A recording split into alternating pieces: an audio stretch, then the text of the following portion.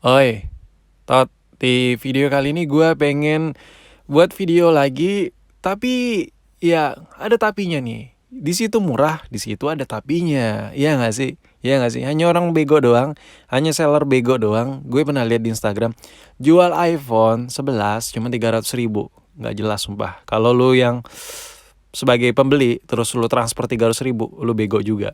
Oke, jadi di sini gue, tapi sebelum kita mulai, gue beli iPhone lagi, beli Xiaomi 200 ribu. Gue sedikit cerita dulu nih. Ini gue pernah beli Nokia mata elang, ya yang biasa dipakai buat ngembat motor kreditan yang nunggak. Tapi sayangnya gue dari dulu tuh beli kendaraan cash only cuy, ya nggak sih? Anjay, sombong banget nih orang minta ditampol. Yang jelas Nokia ini udah gue review, linknya ada di deskripsi di bawah video ini. Terus, nah ini nih, ini udah bukan udah ya, udah lama banget maksud gue. Ini Nokia lagi. Ini iPhone 6, tapi ala-ala iPhone 8 warna gold. Goldnya masih di tengah. Jadi jauh banget dari kata iPhone SE 2020 atau iPhone SE generasi kedua. Terus di sini ada 5S warna gold. 5S ini dulu gue beli harganya 150 ribu, kondisi mati total, layar retak. Layarnya waktu gue tes nyala, cuman banyak gradasi gitu, namanya juga udah retak. Tadinya handphonenya matot, udah gue nyalain, cuman wifi-nya gray out, harus ganti modul, malas gue ngerjainnya, nggak ada waktu juga. Untuk perintilan kameranya, baterainya sekarang LCD, backplate LCD-nya, terus proximity sensor dan kawan-kawannya, pokoknya udah nggak tahu kemana cuy, udah hilang, udah di alam barzah. Terus ini handphone Cina gitulah. Ya dulu gue juga pengepul Android. Gue cerita sedikit nih. Dulu jauh banget sebelum YouTube menyerang negara kita ini dengan viralan-viralan yang sampah banget. Tapi menurut gue apa ya?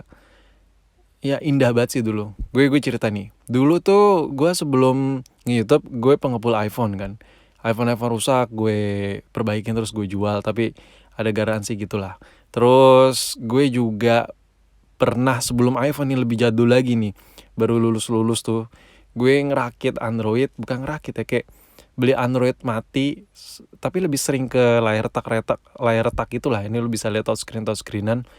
Android rusak gue perbaikin, gue jual. Itu mainan gue dulu lah. Ini Nokia anak tahun 2000-an, anak tahun 90-an maksud gue. Pokoknya buat lu yang lahir di bawah tahun 2000, tahun 90-an, pasti lu ngerasain nih Nokia yang satu ini cuy. Kalau sekarang mah handphone apapun, yang penting CPU-nya bagus, RAM-nya oke, ya ngelibas lah. Game itu udah banyak banget men. Udah nggak zaman handphone begituan bentuknya stick apa gitu. Sekarang handphone bentuknya sama semua tapi game-nya gila-gila kan. Oke, gue udah selesai ngebacot. Sekarang gue pengen kasih tahu. Jadi gue beli Xiaomi harganya cuma 200 ribu, bukan 200 ribuan, karena gue nggak pakai 200 ribu tok. Gue beli Xiaomi 4A warna gold, kondisi mati total, seperti biasa, murah, ada tapinya, kondisi mati total. Terus ya nih gue kasih lihat bentar, ya kondisi seperti inilah ya, warna gold.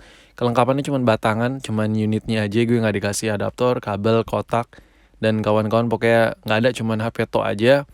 Dan ya gue kasih tahu dulu deh, ini yang beli teman gue, soalnya gue nitip ke dia. Soalnya gue kalau buat konten handphone murah pada nanya, hoax kali bang? Ya kali harga segitu.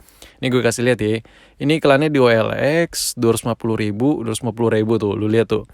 Coba lu pause aja deh kalau lu nggak kelihatan. Terus nih, kalau gue cari dulu chatnya. Ini teman gue yang beli, jadi dia ngirim chatnya ke gue buat buktinya aja. Sini lu bisa lihat tuh harganya tuh. Gue nyuruh teman gue coba cariin, terus dia nyari dan ternyata ada. Terus dia nggak nawar sih, karena gue bilang nggak usah nawar lah, kasihan yang jual juga. Gue juga cuma buat konten sih, nggak bukannya buat didagangin lagi. Akhirnya dia sendiri yang nawar tuh. Dia nawar dari 250, bukan nawar ya, dia tiba-tiba bilang 200 ribu di voice note-nya tuh. Terus begitu teman gue mau jalan, diperjelas lagi 200 ribu ya, tuh lu bisa lihat. Intinya handphone ini tadi dia buka harga 250, tapi dia sendiri nurunin langsung 200 ribu. Jadi gue beli Xiaomi ini 200 ribu. Ya buat, karena kenapa tadi gue kasih lihat chatnya, karena kemarin video gue banyak banget, bang yakin lu harga segitu bla bla bla. Padahal udah apa ya, udah gue coba taruh link, Tapi di sini gue coba kasih lihat deh chat gue biar lebih yakin lah. Dan diapakan lah handphone yang satu ini. Kebetulan nih, ini kebetulan gue ada Xiaomi 4A, LCD-nya udah ngeblank hitam. Dinyalain udah nggak bisa. Jadi sembari gue pengen nyari yang copotan, sembari gue jadi konten biar cuan-cuan. Tapi di sini gue pengen kasih tahu ya, nggak semua yang namanya kanibalan itu proses kanibalisasi. Anjay, bahasa apa coba? Itu nggak semuanya mulus. Kadang ada aja yang udah kita beli mentang-mentang copotan terus lu yakin aman. Nggak semua kanibal yang lu beli itu aman. Kecuali ada tanda kutip ya, lu beli handphone kanibalan langsung lu tes di muka tuh orang yang ngejual. Itu udah lain cerita. Cuman kalau lu beli kanibalan handphone matot gitu nggak lu tes, cuman modal percaya aja, itu gambling cuy. Ini gue buka dulu. Gue lupa SIM tray gue di mana, SIM ejector gue di mana maksud gue. Ini sebelum dibuka kita lepas dulu. Nah ini nih proses yang paling gue magerin. Kenapa? Karena ini kalau nyongkel nggak pakai penyongkel, itu kuku gue ketekan cuy. Ya perawatan kuku lumayan mahal cuy. Soalnya rutin gue perawatan. Anjay. Nggak jelas sumpah nih gue. Nggak jelas entah apa dia omongin. Tapi yang jelas ya, gue dari dulu sampai sekarang suka aja gitu kanibalin handphone tuh suka aja. Tapi entah kenapa gue sekarang lebih sering ngerjain iPhone mulu, nggak jelas. Nah ini udah kebuka. Terus nih gue kasih lihat bedanya. Yang gue beli matot itu yang masih ada cover pelindung mesinnya, sedangkan gue udah polosan. Gue juga lupa naruh di mana. Ini lo bisa lihat. Cuman sepertinya nih modulnya udah kelepas nih, fleksibel ya. Terus baterainya lo bisa lihat. Ini gue cium-cium nih, ada kayak bau-bau baterai bocor. Yang dimana udahlah. Apalagi udah berhari-hari baterai bocor, udahlah itu paling dicas kayak tiba-tiba langsung 100%, nanti dicabut casannya langsung mati lagi. Pokoknya kalau udah bau-bau baterai gitu, bau-bau bocor, pokoknya ada bau-bau aneh lah di baterainya, udah nggak usah lo pakai cuy. Tapi yang jelas kalau lo beli kanibalan, apa sih yang lo harapin? Kayak lo pengen ngarepin LCD, ngarepin baterai, modul kamera, fleksibelan, antena-antenaan.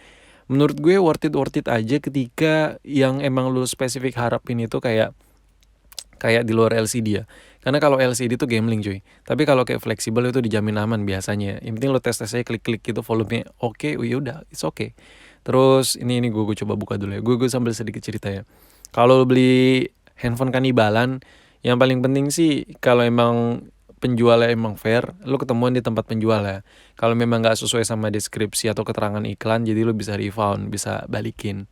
Ada aja kan orang yang jual baik gitu kan. Cuman permasalahannya kalau lu beli dalam keadaan matot tapi nggak bisa lu tes, lu nggak bawa mesin yang mau lu kanibalin buat dibongkar langsung, atau lu udah bawa tapi orangnya nggak mau, ya udah kalau emang lu takut rugi, lu cancel aja. Karena ya kadang orang jual handphone matot itu bekas servisan, kadang orang jual handphone matot itu memang dia udah tahu kondisinya, memang banyak yang rusak ya dijual matot sama dia. Jarang orang jual handphone matot itu karena pemakaian, serius.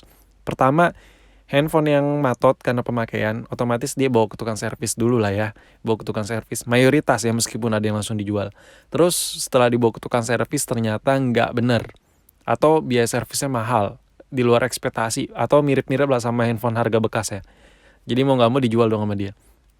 Jadi nggak semua, tapi waktu proses dia servis itu belum tentu nih si kang servisnya ini masang secara utuh lagi.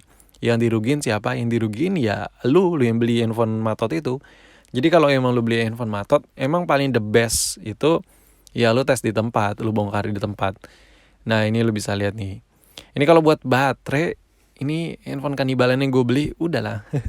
Udah capek gue bilang udahlah, dari tadi udahlah mulu. Yang jelas baterai nggak bisa digunain ya. Jadi kan kalau beli handphone kanibalan kan tuh biasanya banyak banget yang bisa dimanfaatin. Kayak baterai, modul kamera, housingnya, tulang-tulangan, fleksibel, antena-antenaan. Tapi kalau lo emang lebih ke ngincar baterai, itu susah sih. Antara LCD sama baterai sebenarnya agak susah.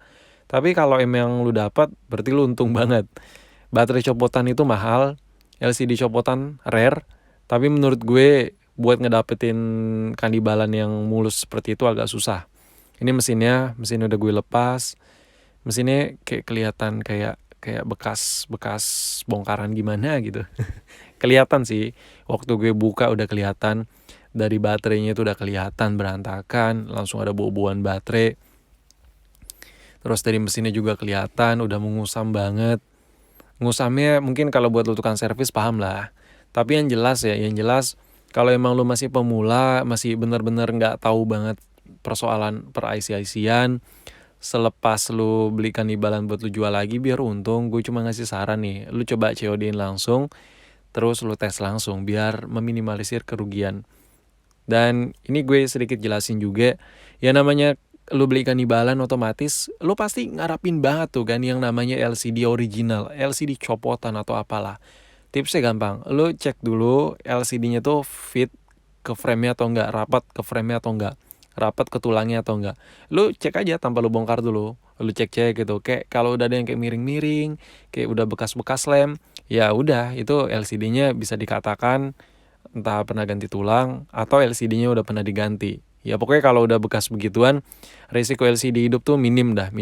Terus buat baterai nih, rata-rata baterai sebenarnya nggak salah juga sih kalau lu beli handphone Matot pasti baterainya bedel-bedel begini, karena yang biasanya itu iPhone lagi.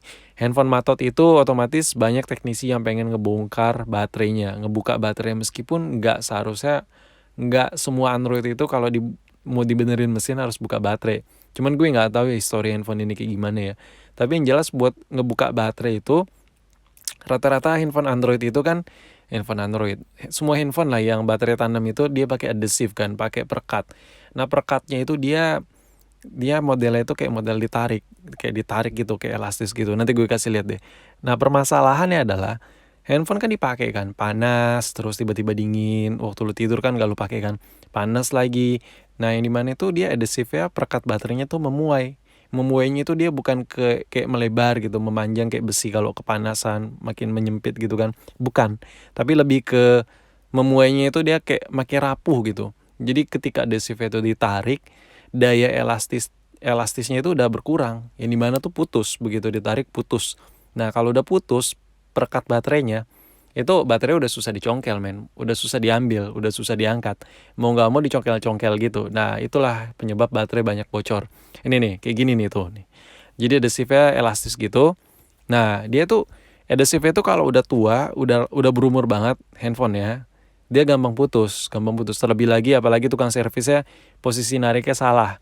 Seharusnya kalau narik adhesive itu dia nggak boleh ngejepit ke atas banget, dia emang harus flat gitu kayak sejajar gitu sama posisi perekatnya waktu ngelengket di baterai, ditariknya sejajar gitu biar nggak gampang putus. Di sini gue pengen kasih lihat perbedaannya. Yang Xiaomi yang gue beli Matot sebelah kanan, yang Xiaomi masih hidup bawaan gue sebelah kiri. Jadi gue kasih perbedaan paling mencolok. Ini mesinnya lu bisa lihat warnanya juga udah beda antara mesin beli Matot sama mesin gue. Warnanya juga beda. Nih gue kasih lihat deh, gue bandingin nih. Warna hijaunya udah beda ya, warna hijaunya beda. Terus ini kalau buat si Xiaomi yang Matot, bagian PCB-nya itu, bagian tulang bawahnya itu masih lengket si buzzer ya, lu bisa lihat. Ini udah gue pindahin. Jadi yang lu lihat di sini adalah Xiaomi yang gue beli Matot tadi, yang gue beli Matot seharga 200.000 dengan gue ganti maksudnya dengan gue pindahin mesinnya. Jadi gue beli biar gue bisa menikmati LCD-nya lagi. Karena LCD gue ngeblank. Ini gue cas dulu. Nah, yang lu lihat sini udah gue cas. Gue lupa berapa lama gue ngecasnya. Gue tinggal makan bentar. Tapi di sini ada permasalahan baru nih. Lu bisa lihat sini touchscreen-nya gerak-gerak sendiri, men. Ini udah gue coba replace 2 kali. It's still same. Anjay, so Inggris nih, skima nih. Masih sama Ghost Touch gitu. Jadi ya kesimpulannya kalau lo beli kanibalan, nggak semuanya tuh berjalan mulus cuy. Iya nggak sih?